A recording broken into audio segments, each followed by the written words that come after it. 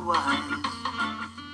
Welcome to FCPA Flash, the official podcast of FCPA Professor and moderated by Professor Mike Koehler. FCPA Professor is the leading source of daily FCPA news and commentary and the most authoritative source for those seeking to understand and apply the FCPA. To learn how FCPA Professor can elevate your FCPA knowledge, please visit www.fcpaprofessor.com. FCPA Flash is sponsored by the Red Flag Group. The Red Flag Group manages your integrity and risk profile, turning compliance into a competitive advantage. The Red Flag Group assists companies in developing and maintaining efficient and effective corporate governance and compliance programs and has a proven track record in providing integrity due diligence investigations in 194 countries.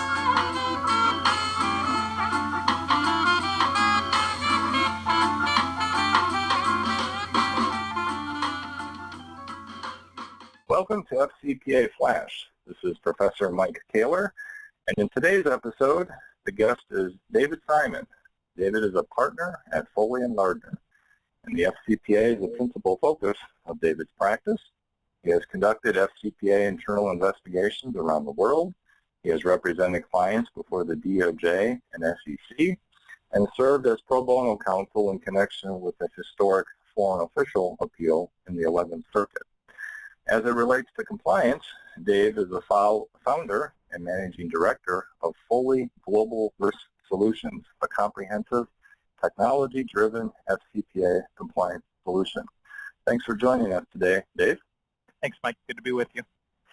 Now, today's conversation is mostly going to focus on FCPA compliance, and David has some good thoughts on some of the challenges and rewards of FCPA compliance. And in some of his prior FCPA Professor posts and his other writings and commentary, you've highlighted sort of a disconnect between where FCPA compliance resources are being spent and where meaningful anti-bribery compliance progress can be made. Can you elaborate on what you see as that disconnect? Yeah, I'd be happy to. Mike, I think, anybody who does this work in the compliance space knows that an enormous amount of resources, both in terms of time and financial, go into two particular areas of the overall anti-bribery compliance structure that I'm not convinced is really producing the bang for the buck. I think the two areas where we're seeing my clients are spending a lot of their time and energy, the first and most obvious is in the third-party intermediary onboarding process, due diligence, and the whole bringing on a new third-party intermediary. And the other is in the gifts, meals, entertainment space. In certain industries, certain parts of the world, requires an awful lot of attention and an awful lot of compliance resources. And I'm just, look, I'm not saying that these aren't areas that aren't important and don't have value. I just think there's a disconnect between what companies have to spend on this stuff and really what's moving the needle from a compliance perspective. Well, certainly third-party and gifts and entertainment are two issues that, really give companies a problem because these are activities, normal activities, that 9 times out of 10 or probably 9.9 times out of 10 are perfectly acceptable, perfectly legitimate. Engaging third parties is obviously a cost-effective and efficient way of doing business in the global marketplace, and wining and dining customers. We do it in the private sector, and it's probably called effective sales and marketing, but you do it in the public sector in connection with certain customers, and the DOJ and the SEC are likely to take an interest in that. How do you particularly see your clients struggling with this issue? Is it the issue where there's like literally hundreds, if not thousands, of third parties? Is it perhaps the threshold with gifts and entertainment and travel? What are some of the specifics where your clients are struggling? So let's start with the third party one, intermediary part. So my clients are struggling with this on a couple of different levels. One is just identifying who is a third party intermediary and who should be subject to this, whatever the onboarding or vetting process looks like, is a lot harder than it sounds. There are a lot of our clients have a real hard time distinguishing between, distributors that are sort of representing the company externally in a way that they could arguably expose the company to FCPA liability, and those who are really just customers, that are buying product and sometimes incorporating it into bigger products and selling it. Very hard to distinguish. Sometimes it's really hard for them to just even develop a really good comprehensive list, right? You start with, you've got your distributors are typically on a customer list, and then you've got other third-party intermediaries like consultants and brokers who might be on a vendor list. But both of those lists include a lot of entities that, I think we would all agree really don't belong as part of the FCPA anti-bribery vetting process. It's your, supplier of your toilet paper in your plant, we just aren't worried about in the same way as we are a vendor who lobbies the government for the company. So that first step of just identifying and sorting and determining who ought to go through whatever system you devise is challenging. And it's one thing for the really big companies who are publicly traded and have resources and responsibilities to really to do this. It's a pain, but the short answer might just be too bad, you got to do it. It becomes really a lot more of a problem for the mid-sized companies, and as you know, Mike, that's an area where a lot of my clients fit into that bucket, and I spend a lot of time thinking about them. Those companies really struggle with this, and that's just getting that first step, right? Then we get to the second step of, okay, now we have our universe. What are we going to do? What's our onboarding system? And are we going to subscribe to one of these, vendors who create a platform for us to track our due diligence? And it's pretty hard to set something like that up for under 6 figures.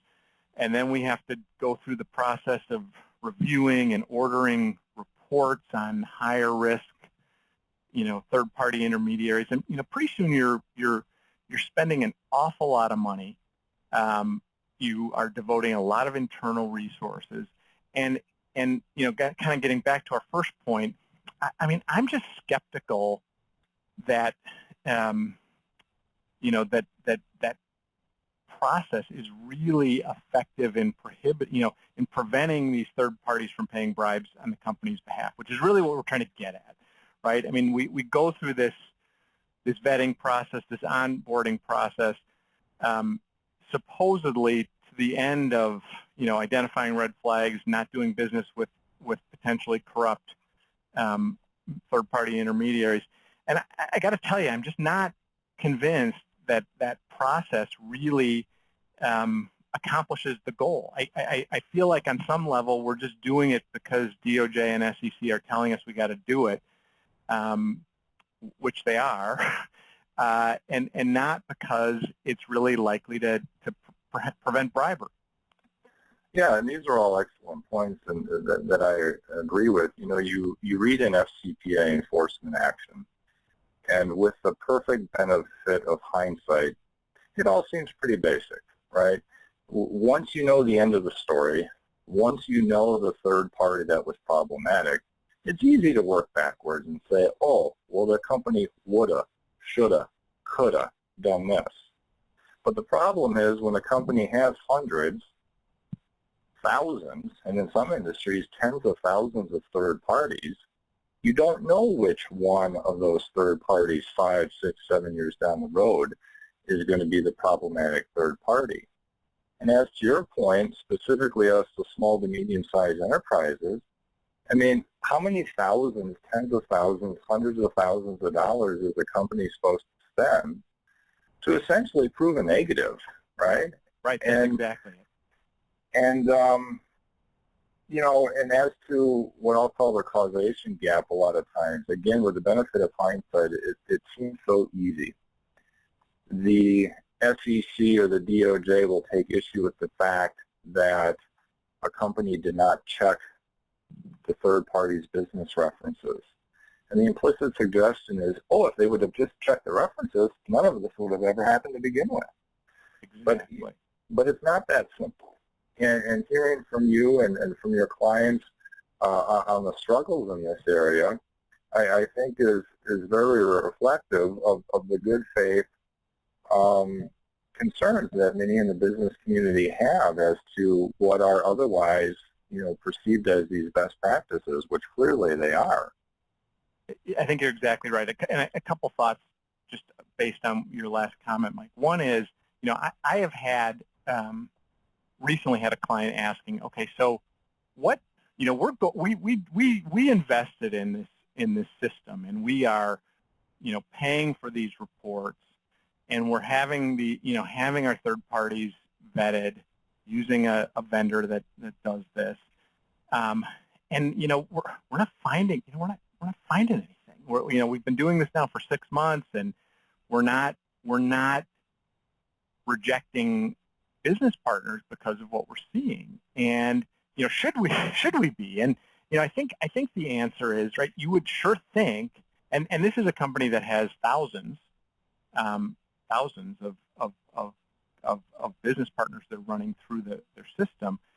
You know, you would think if the system was good and if it was effective at identifying corruption risk, you would have some that would be popping up as, this isn't good, we shouldn't do business with these guys, right? And this is a company that's, you know, really acting in good faith as we're, you know, we're not trying to bury our head in the sand. We wanna know, we don't want to do business with crooked third parties, and we don't want people to pay bribes on our behalf.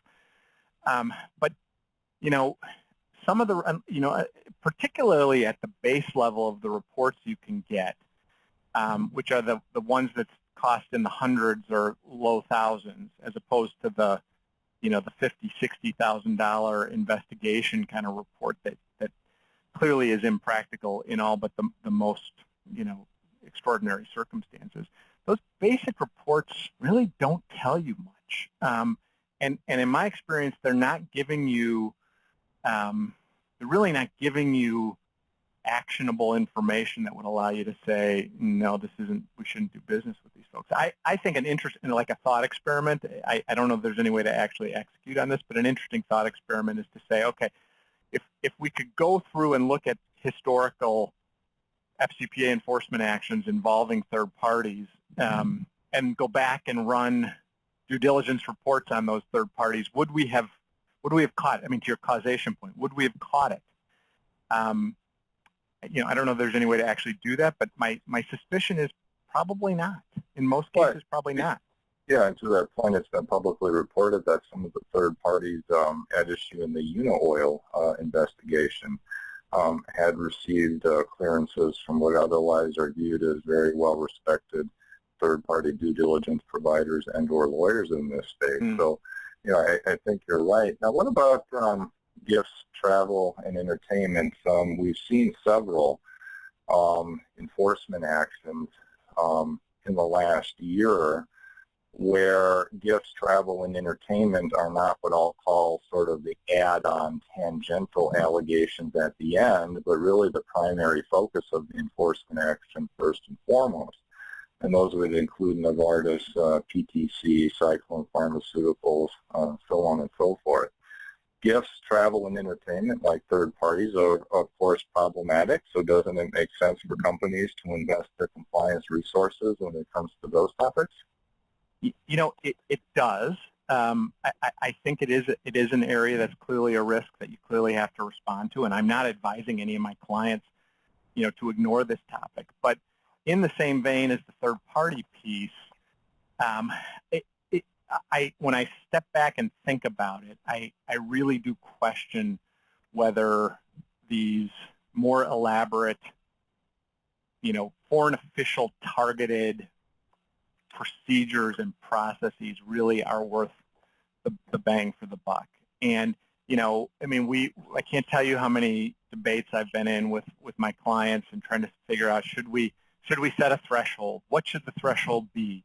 Do we have different thresholds for, true public officials versus, foreign officials who are SOE employees versus private companies? And where's the line is it a different line for the FCPA than it is for, the UK Bribery Act or commercial bribery law?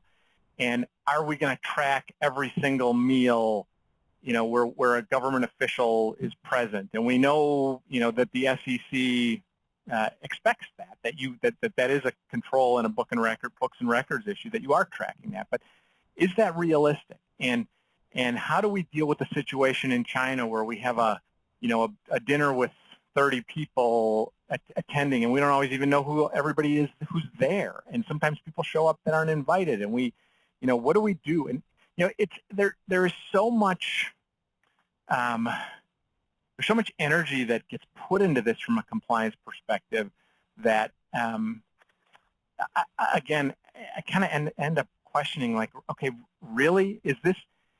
Are we really getting the return on the investment from a compliance perspective here? And part of me always thinks, well, we do have financial. All the companies have financial controls in place on gifts and meals and entertainment, right? And they all have, there are thresholds and approvals that are required just to make sure that we're making appropriate expenditures of corporate resources, and those policies and procedures are also informed by a general concern not to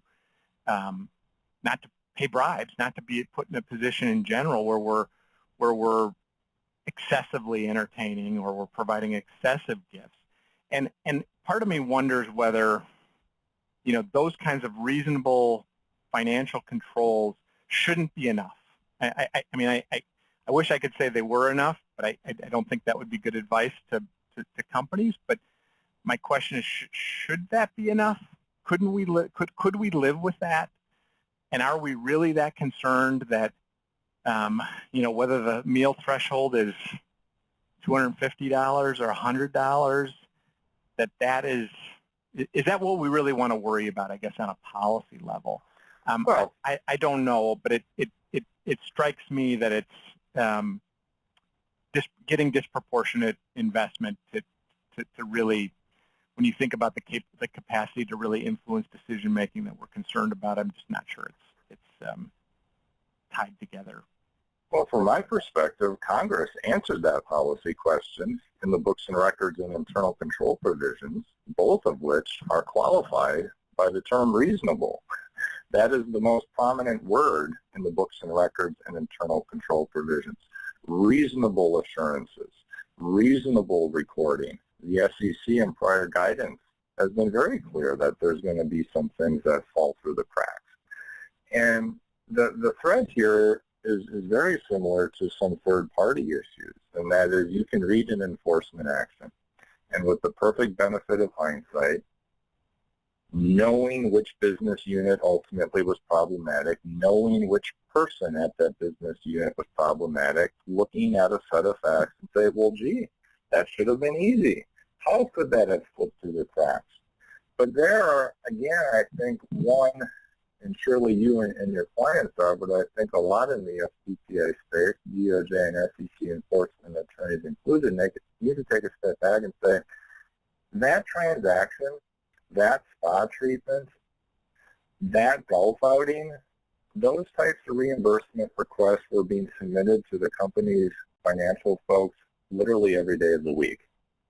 And to pluck one out of hundreds, if not thousands, and say, aha, lack of internal controls, I just think it's entirely simplistic, and my view is contrary to how the statute is actually written.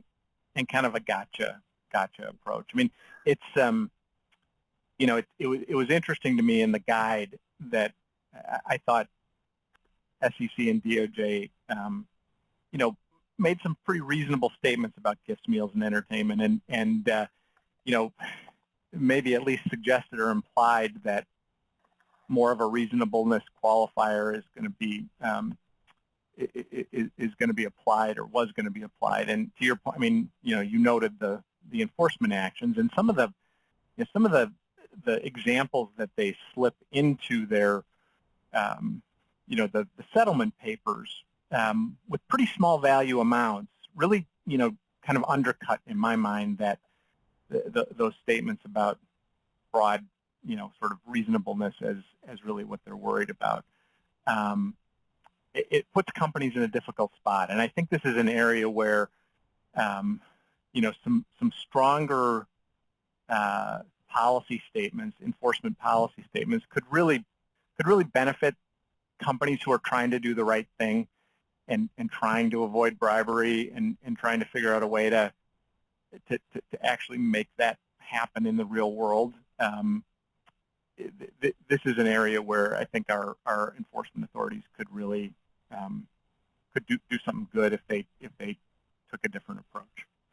Yeah, and I agree that in the FCPA guidance, and for listeners' benefit, that FCPA guidance is now about 3.5 years old, that both in the guidance and in the press conference, in connection with the guidance, the DOJ and the SEC was making some pretty sensible, reasonable statements. I think these are nearly directly verbatim quotes, but the notion that the DOJ and the SEC are focused on bribes of consequence, improper payments that have a fundamentally corrosive impact on international business.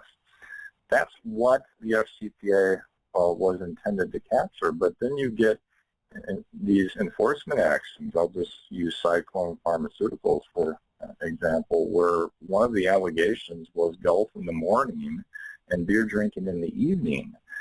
And the question I have is, do you think including allegations like that in enforcement actions, and again, these enforcement actions are widely read by those in the FCPA space, the enforcement agencies encourage lawyers and compliance counsel to read these things.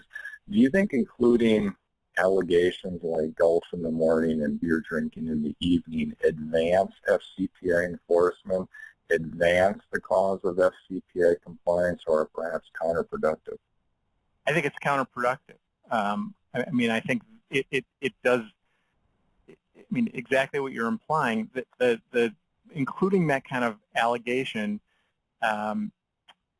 forces companies to focus on the small stuff, and it's very difficult to advise a company to not pay attention to this when you read that sort of language and those sorts of examples in enforcement papers.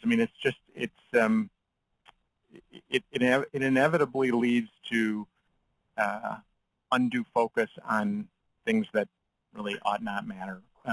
Maybe not matter not at all, but matter a whole lot less. So what's the solution? We have the enforcement actions that clearly contain these types of factual findings or allegations, whether they're third-party related or gifts, meals, travel, entertainment related. Those enforcement actions are out there. We have the statutory terms, which are qualified by reasonableness. Moreover, the anti-bribery provisions contain a corrupt intent element. What's a company with limited resources? Money doesn't exactly grow on trees at companies. What's a company that has a good faith commitment to FCPA compliance? How are they supposed to navigate this environment? It seems like perhaps they're damned if they do and they're damned if they don't. Yeah, it's difficult, and different companies reach different judgments about this. The thing that we're focused on a lot, and I think this is consistent with what we're hearing from DOJ in particular, is risk-based. So we are making judgments. My clients are making judgments about where to invest resources that are based on reasonable good faith risk assessments. Now I wish I could tell you that I slept well knowing that we're covered. But to your prior point, I worry that those risk-based judgments that seem quite reasonable prospectively with the benefit of 2020 hindsight won't withstand scrutiny. So it's a very difficult situation. I do have a couple of potential solutions that I think we could, in terms of a systemic change, not particular company navigating this difficult environment. But one thing, and you and I have talked about this before, Mike, and I recognize that there are obstacles to it, but I think DOJ and SEC should be naming names of third-party intermediaries that that they're prosecuting U.S. companies for paying bribes through. I think it's absurd that we're calling them Company A and Sales Broker B. I recognize there are due process concerns. I know that some sort of system would have to be put in place, but if I'm a company in good faith trying to avoid doing business with bad guys, and the government won't even tell me who the bad guy was who just paid the bribe that caused the last enforcement action, I think that's unfair. So I think that's one thing that we ought to be considering. The other thing I think we need to be looking at is from a public policy perspective. I think the U.S. government, and maybe this is through the Commerce Department or the Commercial Service of the Commerce Department, we ought to be, the third-party vetting process really calls for collective action. It just seems, especially for smaller and medium-sized companies, it's too much to ask each company to go through this separately and to pay these charges. There's a limited number in the world of third-party intermediaries, of customs brokers in India, right? Is every company re-vetting the same people? And I know the trace model has some of this in it, but I think it would be great, and if we were serious as a U.S. society about stopping bribery, to put some resources into some sort of consortium that would help us pre-qualify third-party intermediaries, would identify problematic third-party intermediaries, and allow companies to participate in that, maybe paying proportionately to their size or use. But I just think this is a problem that really could be much more effectively addressed through collective action. So those are two ideas on the third-party intermediary side. On the gift, meals, and entertainment, I'd love to see the revised version of the guidance take a stronger line on this and let companies rely on reasonable internal financial controls to deal with it. Yeah, all good suggestions, and a third suggestion I would add, and which I've sort of advocated for, is for the DOJ and the SEC to show greater restraint or discipline in some of the enforcement actions, and not include these non-substantive tangential allegations, because I think what happens is companies and their counsel and their compliance professionals read these enforcement actions and boil it down to the least common denominator. This enforcement action was about X, Y, and Z. We're not doing X and Y. Oh, but we are doing Z. We are taking people out for beer. We are taking customers and potential customers out for golf outings. We now have an FCPA compliance concern. I think there could be greater discipline and restraint exhibited by the enforcement agencies that could not solve a problem, but reduce the level of, I think, and what I'm hearing from you is anxiety in the business community about some of these, all things considered, pretty trivial issues. Yeah, I agree. I think that's a great point. So the focus in this episode was the notion that more FCPA compliance is not necessarily an inherent good.